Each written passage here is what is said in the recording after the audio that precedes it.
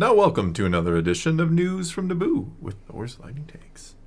And let's get right to the news. Alright, we've kind of got a hodgepodge of interesting things that came up. First up, there was a rumor that had been floating around the internet for years, because I heard bits and pieces of it along the way, that Jodie Foster was originally, in the running for Princess Leia. Interesting. Yes. And that she turned it down. She turned it down, so she was offered the role. This was just a rumor. Okay. That she finally, confirmed. She said they were going for a younger Princess Leia, but I had a conflict. I was doing a Disney movie. Which movie? That was the movie Freaky Friday that came out in, 1976. No, I didn't just know that. I looked it up. Yeah. But, yep, she almost got to be Princess Leia. Almost. But she was already working with Disney, which wasn't associated with Lucasfilm at the time. No, not at the time. That would come much later. Right. But still, interesting nonetheless. Such an interesting career move. Imagine if she takes the role of Princess Leia. How does her life change forever? Instead of Freaky Friday. Well, she was talking about this, on an interview with Jimmy Fallon on his show. She said, I just didn't want to pull out of the Disney movie because I was already under contract, so I didn't do it. And they, did an amazing job. She goes, I don't know how good I would have been. I might have had different hair, I might have gone with a pineapple. Okay. It's just jokey jokes. Yeah. But it is interesting how Star Wars could have changed for her, for Carrie Fisher. The world. Forever, yeah. If she had gotten the role and done the Princess Leia instead of Carrie Fisher. Interesting stuff. Yeah. Next, we get to move on to something a little more controversial that's out there in the world. Rachel Zegler. Best known for being a grumpy Snow White. Wait, isn't Grumpy one of the dwarves? Yes. Okay. Well, I was going to say, she's the dwarf that starts with a B. Oh, jeez. Yeah, I know where you're going with that. No, she's the one who She took on her dwarf name. Yeah. She was all over social media, and I'm doing the Snow White movie, and had to put all of those opinions out there that you're this if you don't watch this. Well, she basically said it's an old school movie that it doesn't fit with the times, and Snow White's going to be badass instead of saved by a prince. Well, we had badass Snow White. Yeah, we kind of have, actually, haven't we? Twilight chick did it. What is her name? I forget. Kristen Twilight Stewart. chick. There it is, yeah. Something like that. Yeah, she did those Snow White movies. Yeah. She was pretty badass. Snow White and the Huntsman. Yeah. I liked those because they were playing off the original without being a direct mimic of it. Yeah. Whereas Disney was going to make a new Snow White, and she's like, I want to be a live action version. I want to be a badass Snow White. I don't need no prince. I don't remember saving me. Snow White doing too much. I mean, let's think of the original movie. She escapes into the forest. Yeah. Good on her. Brave enough to do that. So you can say she was strong in that instance. Brave, fair, and true. Then she breaks into somebody's house and cleans it. And they let her stay. And she does the cooking and cleaning. And she's like their friend. And it's kind of a nice little, hey, we're all happy. But then the prince comes and looks for her. Because he's saw her once and was instantly in love. Because that's how Disney movies were in the day. Sure. Stepmother's looking in her mirror and dang it, I'm still not pretty enough. Poisons the girl. And then the prince saves her. Yeah. The end. So, yeah, she does some housework and then eats a bad apple. Something tells me there ain't going to be much housework done in the new one. But there was nothing wrong with it. No, it's a simple It's just story, a simple love story. Sometimes you can do that, yeah. Yeah, it's okay. There's nothing wrong with being the damsel now and again. Yeah. It's okay. It is okay. It's okay. But, she wants to play Poe Dameron's mom in the Star Wars universe. Well, she even named. Shara Bay. Yeah, that's the character. Not a name a lot of fans are going to be familiar with because she's only in some of the new canon stuff. She's in the comic book Shattered Empire. Yes. With Luke, which is right after Return of the Jedi. Yes. She's in a book. Yes. She's not in much, honestly. She kind of just pops up. She's not a central character. She's dead too. She died of a disease. Yeah, and Poe was very sad. Yeah. But Rachel said, as a fan of the comics, I would like to throw my hat in the ring to voice Shara Bay, mother of Poe Dameron, because her ship was an RZ-1, my initials, for Green Squadron. It's nice that she actually reads the comics, but Just her track record scares me. There's this part of me that, like, that's impressive. Like, I don't she know. Said voice. Yeah. So maybe with that rumored Animated? What If show, Okay. or maybe in a Clone Wars-esque show, the one that we'll get, because Bad Batch is ending. Yes, we will no longer have our animated fix. Could they maybe do a post Return of the Jedi? We could see them cleaning up the rest of the Empire, some fights that go on, up to the Battle of Jakku, through the Battle of Jakku. So we could, see Sure, she's there. her as a character, maybe a main character. Plus, we'd get to follow Hera continuing her story and maybe find Ahsoka along the way. Because, Dave Filoni can't resist.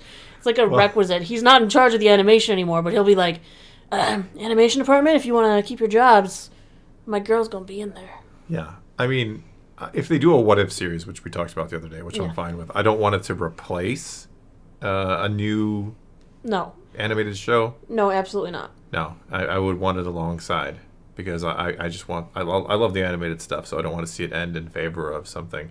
As cool as the What If sounds, I still want to have like quote-unquote canon shows. So, if we're doing a What If... What If What If was made.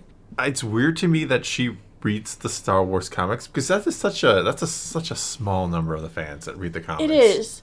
It is really a small number of the fans. It almost makes me wonder if the comics are a little not hugely loved because they're too much.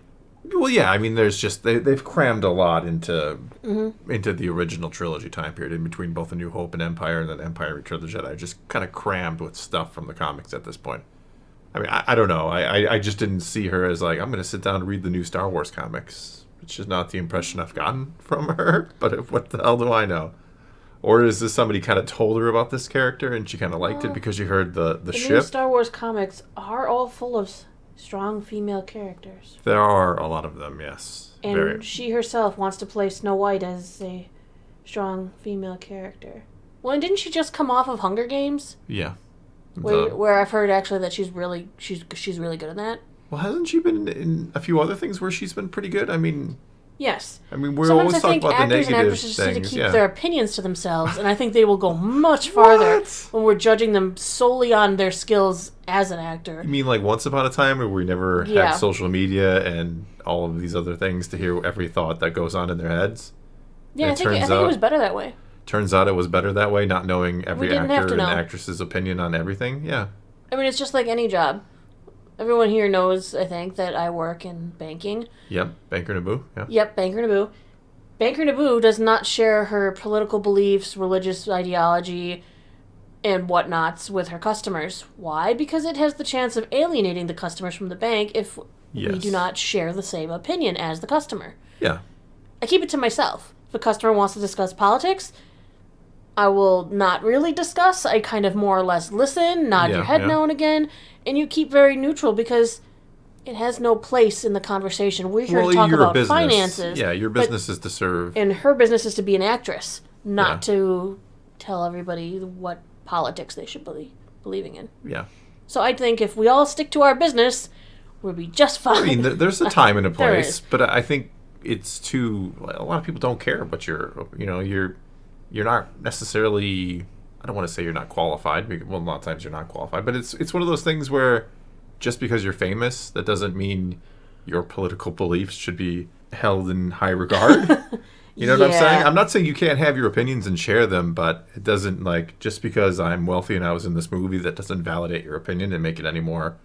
You still only get one vote. Well, but you do have influence, though, too. We do call them influencers nowadays because... Yeah, but, I mean, it's true, so... It's one of those things where, you have the right to say whatever the hell you want, but maybe you should take a step back and realize, you're an actress or an actor. That doesn't mean you're a political, I just want them to go back to being actors and actresses. Sure. For me to go, oh my gosh, I love this actor because they are fantastic at their job. Not, I love this actor, but sometimes their political opinions turn me off. Yeah. Because I shouldn't have to know what their political opinions are. You would think they would be very leery about sharing those because they have to know, that turns off. It's automatically like half the people are no longer going to be, fans of yours, essentially. I don't know. Rough stuff. Well, not rough stuff. Rough stuff. They should realize that the more you keep your mouth shut, the more you're probably going to keep your fans happy. Which is funny because it's almost the opposite of what was happening with Henry Cavill in the Witcher series. We had heard a story. Someone posted in our Discord. Are you talking about how he was like such a big fan of it? Is that what you're talking about? Because I saw that, on our Discord. And he wanted to work on this show so bad that he like bothered the showrunner to the point where she called him annoying. Like she said, he was really annoying because he's such a fan. He found out about the show, making. Found out who was doing it, and he was like, "I will be Geralt of Rivia," and he kept going.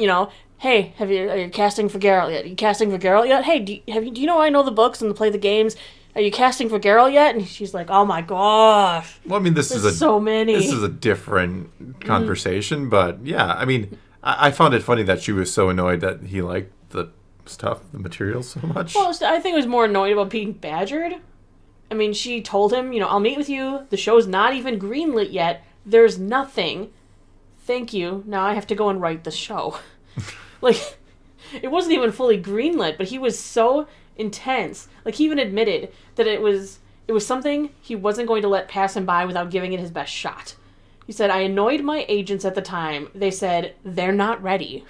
So even he admits that he maybe took it too far. At least he found time between raiding on Warcraft and playing Warhammer to call his agent. So, that's something. I mean, apparently they auditioned 206 actors. Why? To play Geralt. Because you have to be fair. But look at him. He's perfect. I mean, they probably got all of these auditions coming in. They're like, let's try these people out. And in the end, they realized, he was the perfect person for the role. It was the right call. He went into training. He apparently said he spent all his free time on set with a sword in hand, getting used to the weight of it. So sometimes, you know what? If you're really into something and you really think it's the right fit, push for it. Well, yeah. I mean, this isn't show like... him that you're the best. Yeah, but he's not putting his political opinion... I mean, it's a cool story, he's putting his gamer... Yes. He pulled his gamer card on there. He's wagering in. But anyway... I just think it's funny. No, I agree. It is kind of... He pestered the hell out of them. But he got the part. He did get the part. But he got the part because he earned it. Because they auditioned all those people, too. It wasn't just like he threw his clout in there like, I'm Henry Cavill. No, I mean, say what you will about the Witcher series, love it or hate it, but he is... exceptional in it. I mean, he is the show, which means good luck next season without him. But anyway, that's going to be all we got for you this time. Now it is your turn to take to the comments below and tell us what you think of any and all of today's news, and let's talk some Star Wars. And until next time, thanks for watching.